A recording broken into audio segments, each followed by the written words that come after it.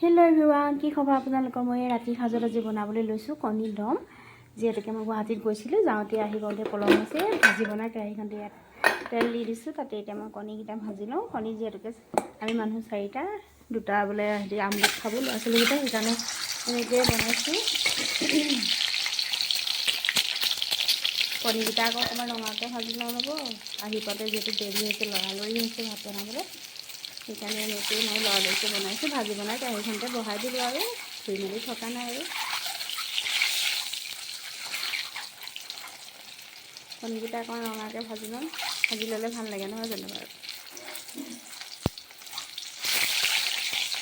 বাকী আপোনালোকৰ খবৰ খাতি ভালনে জনাবচোন। বহুত দিন ভিডিঅ' চিডিঅ' দিবই পৰা নাই জানেনে, ইমানেই ব্যস্ত আছোঁ দোকানত। আপোনালোকেতো জানেই মোৰ দোকান আছে বুলি।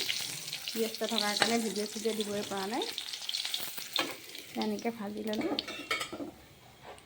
এয়া বিলাহী, পিঁয়াজ, নহৰু, আদা এইখিনি মিক্সিত বটি লৈছোঁ ধুনীয়াকৈ।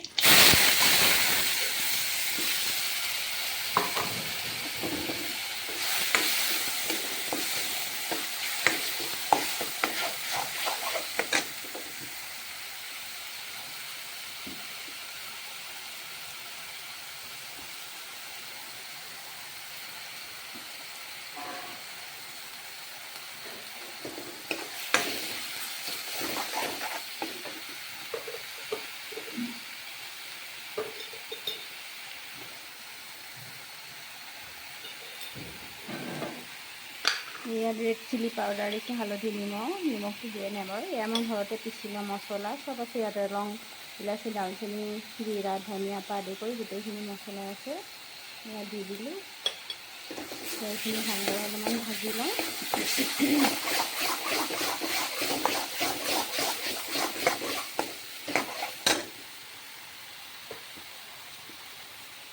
নিমখখিনিও মই এতিয়া ইয়াতে দি দিছোঁ তেলতে।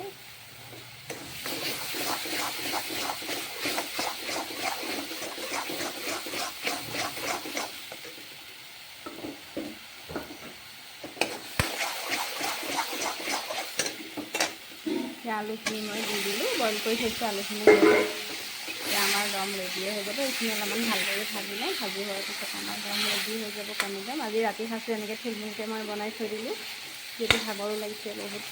গুৱাহাটীত ৰাতিপুৱাই গৈ 8টা বজাত আহি পাই লৰালৰিকৈ চাহকাপ গাটো ধুই চাহটো খাই বনাব লাগিয়ে গৈছোঁ।